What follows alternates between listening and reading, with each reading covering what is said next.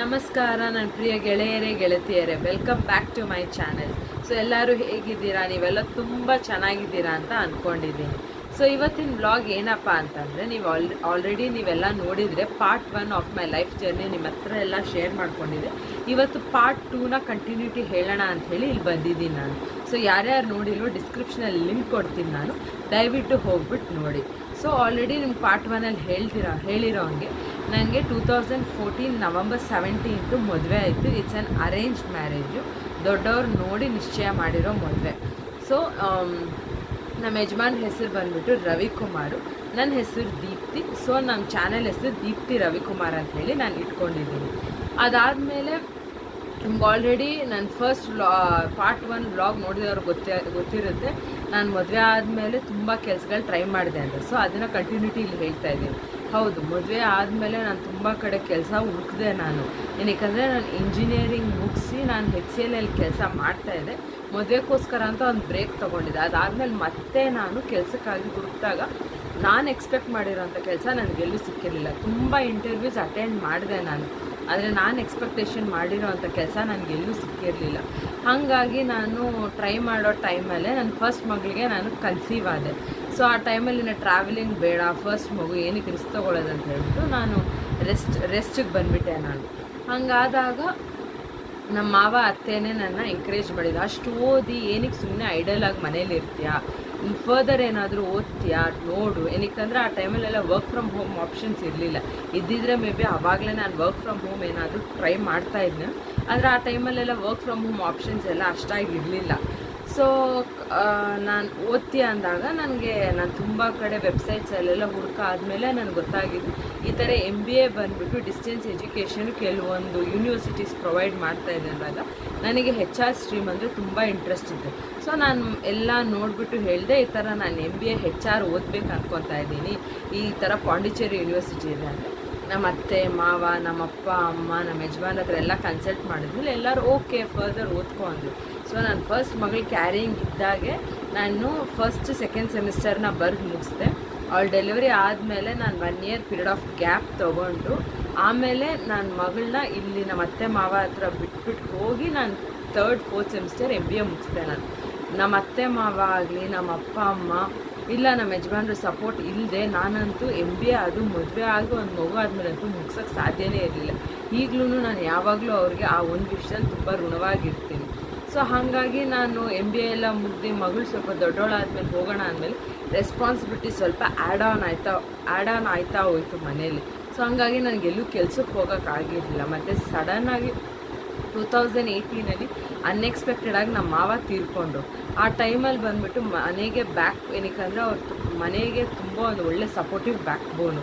ಅವ್ರು ಇಲ್ದಿರೋ ಆ ಸಿಸ್ಟಮ್ನ ಸ್ವಲ್ಪ ಸಪೋರ್ಟಾಗಿ ನಾನು ನಿಲ್ಲಬೇಕಾಗಿತ್ತು. ಅದಕ್ಕೋಸ್ಕರನೇ ನಾನು ಮನೆಯಿಂದ ಆಚೆ ಕೆಲ್ಸಕ್ಕೆ ಹೋಗೋಕ್ಕೆ ಆಗ್ತಾ ಇರಲಿಲ್ಲ. ನನ್ನ ಕೈಯಲ್ಲಿ ಮನೇನ ನೋಡ್ಕೋಬೇಕಾಗ್ತಾಯಿತ್ತು. ಸೊ ಹಾಗಾಗಿ ನಾನು ಆ ಟೈಮಲ್ಲಿ ಕೆಲ್ಸಕ್ಕೆ ಹೋಗದೆ ಮನೇಲೇ ಇರ್ತೀನಿ. ಮನೇಲಿರೋರು ಎಲ್ಲರಿಗೂ ಒಂದು ಶಾಕು. ಅದು ಬಂದುಬಿಟ್ಟು ಹೆಂಗೆ ಹೇಳೋದು, ಅವರು ಅನ್ಎಕ್ಸ್ಪೆಕ್ಟೆಡಾಗಿ ಸಡನ್ ಡೆತ್ ಆಗಿದ್ದು. ಏನೋ ಒಂದು ಇಲ್ಲಾಗಿದ್ದಾರೆ, ಬೆಡ್ ರಿಡನ್ ಆಗಿದ್ದಾರೆ ಅಂದರೆ ನಾವು ಓಕೆ, ಅವ್ರು ಹೋದ್ಮೇಲೆ ಓಕೆ ಈ ಥರ ಇದ್ದರು, ಅವ್ರು ಹೋಗೋದೇ ವಾಸಿ ಅಂತ ಅನ್ಕೋಬೋದು.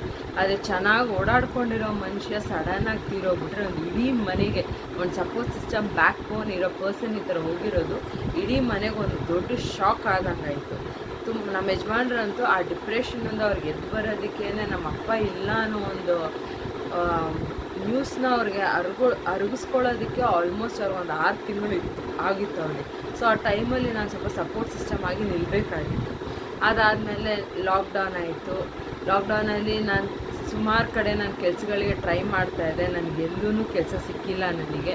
ಏನಕ್ಕಂದರೆ ನಿಮ್ಗೆ ಆಲ್ರೆಡಿ ಹೇಳಿದ್ದೆ, ನಾನು ಒಂದು ಎಕ್ಸ್ಪೆಕ್ಟೇಷನ್ ಇಟ್ಕೊಂಡು ಒಂದು ಏಮ್ ಇಟ್ಕೊಂಡು ಒಂದು ಕೆಲಸನ ಹುಡುಕ್ತಾ ಇದ್ದೆ ಅಂತ ಹೇಳಿ. ನನಗೆ ಯಾವ ಒಂದು ಕೆಲಸನೂ ನಾನು ಏಮ್ ಇದ್ದಂಗೆ ಇರಲಿಲ್ಲ ನನಗೆ. ಸೊ ಹಾಗಾಗಿ ನಾನು ಯಾವುದೂ ಹೋಗೋಕ್ಕಾಗಿರಲಿಲ್ಲ. ಆಮೇಲೆ ಬಂದುಬಿಟ್ಟು ನನ್ನ ಸೆಕೆಂಡ್ ಮಗಳಿಗೆ ಕನ್ಸೀವ್ ಆದೆ ನಾನು. 2021 ಡೆಲಿವರಿ ಆಯಿತು ನನ್ನ ಸೆಕೆಂಡ್ ಮಗಳು. ಅದಾದಮೇಲೆ ಇವಾಗವರೆಗೂ ಸೊ ನನ್ನ ಲೈಫ್ ಬಂದುಬಿಟ್ಟು ಜಸ್ಟ್ ಮಕ್ಕಳಿಂದೇ ರಿವಾಲ್ವ್ ಆಗ್ತಾಯಿದೆ. ಈಗಲೂ ಮತ್ತೆ ಹೇಳ್ತಾ ಇದ್ದಾರೆ ವರ್ಕ್ ಫ್ರಮ್ ಹೋಮ್ ಏನಾದರೂ ಮಾಡ್ಕೋ ನೋಡು ಅಂತ ಹೇಳ್ಬಿಟ್ಟು. ಆದರೆ ನಾನು ಬಂದ್ಬಿಟ್ಟು ಈಗ ಮಕ್ಕಳು ಚಿಕ್ಕವ್ರು ಇರೋದ್ರಿಂದ ಪೂರ್ತಿ ಅವ್ರ ಮೇಲೆ ಕಾನ್ಸಂಟ್ರೇಟ್ ಮಾಡೋಣ ಅಂತ ಹೇಳ್ಬಿಟ್ಟು ಅವ್ರಿಗೋಸ್ಕರನೇ ಇರೋದು ನಾನು. ಮಕ್ಕಳು ಒಂದು ಸರ್ಟನ್ ಏಜ್ ಬಂದು ಅವ್ರಿಗಂತ ಒಂದು ಮೆಚುರಿಟಿ ಬಂದಮೇಲೆ ನಾವು ಹೋಗಿ ಕೆಲಸ ಮಾಡಿದ್ರು ನಮಗೊಂದು ನೆಮ್ಮದಿ ಅನ್ನೋದಿರುತ್ತೆ. ಈಗ ನಿಮ್ಮೆಲ್ಲರಿಗೂ ಗೊತ್ತಿ ಸಮಾಜದಲ್ಲಿ ಏನೇನು ನಡೀತಾ ಇದೆ ಅಂತ. ನಾನು ಬೇರೆ ಯಾರನ್ನೂ ಏನು ದೋಷಿಸ್ತಾ ಇಲ್ಲ.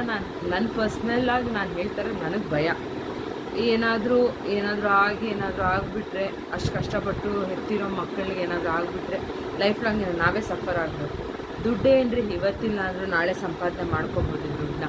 ಆದರೆ ಆ ಮಕ್ಕಳನ್ನ ಬಿಟ್ಟು ಹೋಗಿ ನಾಳೆ ಅವ್ರಿಗೊಂದು ಅವಶ್ಯಕತೆ ಇದ್ದಾಗ ನಾವು ಅವ್ರ ಹತ್ರ ಇಲ್ಲ ಅಂದರೆ ಹೆಂಗೆ ಅನ್ನೋ ಕಾರಣಕ್ಕಾಗಿ ನಾನು ಮನೆಯಲ್ಲೇ ಇದ್ದು ಈಗ ನಾನು ಕಂಪ್ಲೀಟಾಗಿ ಮನೇನ ನೋಡ್ಕೊತಾ ಇದ್ದೀನಿ. ಮಕ್ಕಳ ಬಗ್ಗೆ ಕೇರ್ ತೊಗೊತಾ ಇದ್ದೀನಿ. ಅವ್ರ ಸ್ಟಡೀಸೇ ಆಗಲಿ, ಅವ್ರ ಕೆರಿಯರ್ ಬಗ್ಗೆ ಪ್ಲ್ಯಾನ್ ಮಾಡೋದೇ ಆಗಲಿ, ಪ್ರತಿಯೊಂದು ನಾನು ಮನೇಲೇ ಇದ್ದೀನಿ. ನಾನು ಇಷ್ಟೆಲ್ಲ ಮಾಡ್ತಾಯಿದ್ರೆ ನಂಗೆ ಬ್ಯಾಕ್ ಬೋನ್ ಸಪೋರ್ಟ್ ಆಗಿ ಯಾವಾಗಲೂ ನಮ್ಮ ಯಜಮಾನರು ನಿಂತಿರ್ತಾರೆ. ಅವ್ರು ಈಗಲೂ ಹೇಳ್ತಾರೆ, ನೀನು ಹೋಗ್ತೀಯ ಕೆಲ್ಸಕ್ಕೆ ಹೋಗಂತ. ಆದರೆ ನನಗೆ ನನ್ನ ಮಕ್ಕಳು ಒಂದು ಸ್ಟೇಜ್ ಮೆಚುರಿಟಿ ಬರೋ ತನಕ ವೆಯ್ಟ್ ಮಾಡೋಣ ಅಂಥೇಳಿ ವೆಯ್ಟ್ ಮಾಡಿ ನಾನು ಮಾಡ್ತಾಯಿದ್ದೀನಿ. ಇಷ್ಟೇ ನನ್ನ ಲೈಫ್. ಈಗ ಈ ಥರ ಸಾಫಿಯಾಗಿ ಹೋಗ್ತಾ ಇದೆ ನನ್ನ ಲೈಫ್. ಅಷ್ಟು ಬಿಟ್ಟರೆ ಇನ್ನೇನು ದೊಡ್ಡದಾಗಿ ಏನಿಲ್ಲ. ಸೆಕೆಂಡ್ ಪಾರ್ಟಲ್ಲಿ ನನ್ನ ಲೈಫ್ ಬಗ್ಗೆ ಹೇಳೋದಕ್ಕೆ ನಾನು ಈಗ ನಾನು ಈ ಯೂಟ್ಯೂಬ್ ಚಾನಲ್ ಏನಕ್ಕೆ ಓಪನ್ ಮಾಡಿರೋದಂದರೆ ಮೇಯ್ನಾಗಿ ನಾನು ಯಾರು ನಿಮ್ಮೆಲ್ಲರೂ ಗೊತ್ತಾಗಬೇಕು ಅನ್ನೋ ಕಾರಣಕ್ಕಾಗಿ. ಪ್ಲಸ್ ನಾನೊಂದು ತುಂಬ ದಿನದಿಂದ ಬರೀ ಕೆಲಸಗಳನ್ನೇ ಮಾಡ್ಕೊಂಡು ನಾನು ಒಂದು ದಿನ ಕೂತ್ಕೊಂಡು ಯೋಚನೆ ಮಾಡಿದೆ. ಯಾವತ್ತೋ ಒಂದು ದಿನ ಒಂದು 10 ವರ್ಷನೋ ಒಂದು 20 ವರ್ಷ ಆದಮೇಲೆ ನಾನು ತಿರುಗಿ ನೋಡಿದ್ರೆ ನಂದು ಅನ್ನೋ ಐಡೆಂಟಿಟಿ ಎಲ್ಲಿದೆ, ನನಗೆಲ್ಲಿದೆ? ಬರೀ ಫ್ಯಾಮಿಲಿ ಮಕ್ಕಳು ಅಂತಲೇ ಓಡಾಡ್ತಾ ಇದ್ದೀನಿ. ಓದಾಯಿತು, ಈಗ ಫ್ಯಾಮ್ಲಿ ಆಯಿತು, ಮಕ್ಕಳಾಯಿತು, ಅವರಿಂದೇ ಓಡಾಡ್ತಾರೆ. ನಂದು ಅನ್ನೋ ಐಡೆಂಟಿಟಿ ಏನಿದೆ?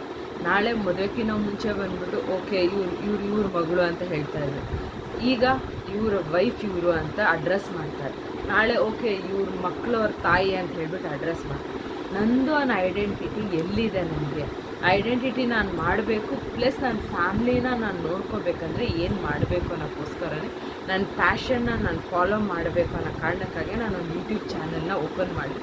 ಇದೇನು ದಿಢೀರಂತ ಓಪನ್ ಮಾಡಿರೋದಂತಲ್ಲ, ತುಂಬ ದಿನಗಳಿಂದ ಯೋಚನೆ ಮಾಡಿ ಓಕೆ ಇದು ಹಿಂಗಿದ್ರೆ ಆಗುತ್ತಾ ಆಗಲ್ವಾ ಅಂತೆಲ್ಲ ಸುಮಾರು ದಿನ ಕೂತ್ಕೊಂಡು ಯೋಚನೆ ಮಾಡಿ ಇದು ಕರೆಕ್ಟಾಗಿ ಆಗುತ್ತಾ ಇಲ್ವಾ, ನನಗೆ ಸೆಟ್ ಆಗುತ್ತಾ ಇಲ್ವಾ, ನಮ್ಮ ಫ್ಯಾಮ್ಲಿಗೆ ಸೆಟ್ ಆಗುತ್ತಾ ಇಲ್ವಾ, ನಮ್ಮ ಅತ್ತೆಯವ್ರನ್ನೆಲ್ಲ ಕೂರಿಸ್ಕೊಂಡು ಕನ್ಸಲ್ಟ್ ಮಾಡಿ ಸ್ಟಾರ್ಟ್ ಮಾಡಿರೋದು ಇದನ್ನು.